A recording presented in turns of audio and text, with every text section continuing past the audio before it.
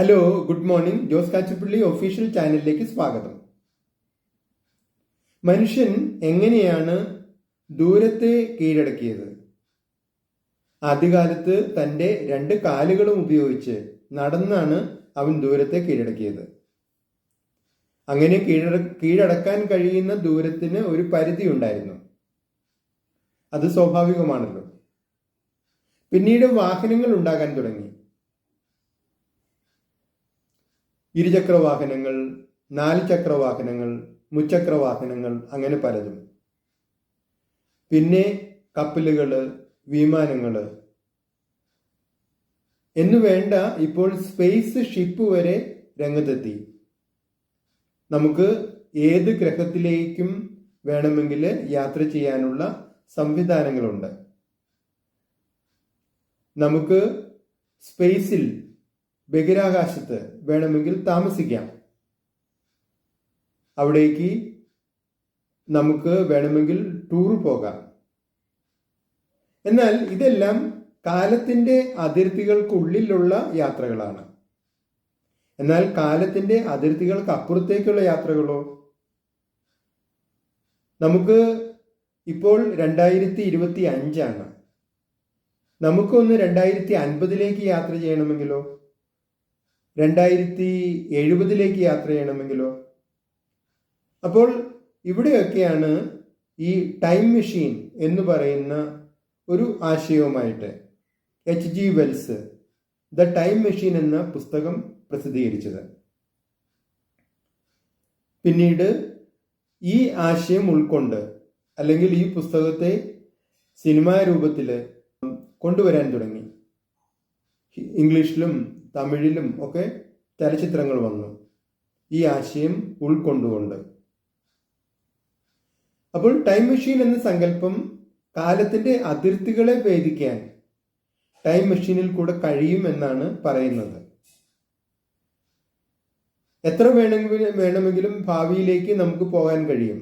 അത് 3000 ആയാലും 4000 ആയാലും 5000 ആയാലും ഒരു ടൈം മെഷീൻ ഉണ്ടെങ്കിൽ. പക്ഷെ ഇത് വെറും ഒരു സങ്കല്പമാണ്. യഥാർത്ഥത്തിൽ അങ്ങനെ ഒരു ടൈം മെഷീൻ ഇല്ല.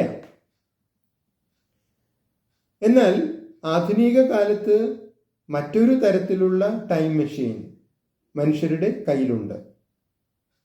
അത് പണമാണ്. നിങ്ങൾക്ക് 2030 5 വർഷത്തിന് ശേഷം ഒരു കാർ വാങ്ങിക്കണമെന്ന് ആഗ്രഹമുണ്ട്.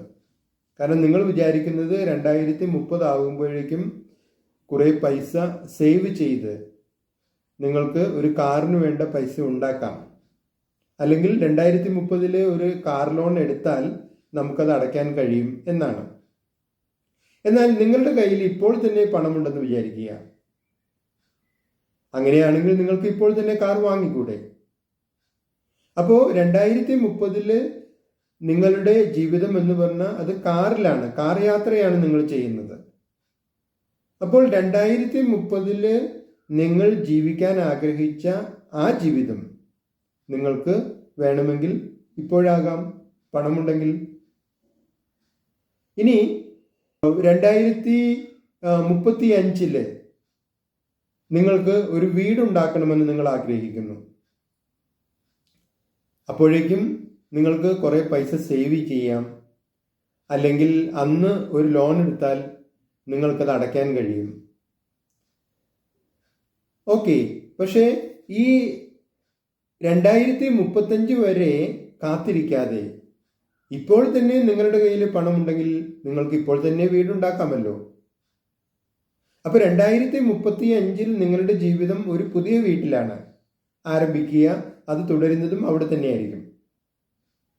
അപ്പോൾ 2035 നിങ്ങൾ ആഗ്രഹിക്കുന്ന ആ ജീവിതം, അത് നിങ്ങൾക്ക് നിങ്ങളുടെ കയ്യിൽ പണമുണ്ടെങ്കിൽ ഇപ്പോൾ തന്നെ നിങ്ങൾക്ക് ജീവിക്കാം. ഇപ്പോൾ തന്നെ നിങ്ങൾക്ക് പുതിയ വീട്ടിൽ ജീവിക്കാം. ഇപ്പോൾ തന്നെ നിങ്ങൾക്ക് കാറിൽ യാത്ര ചെയ്യാം.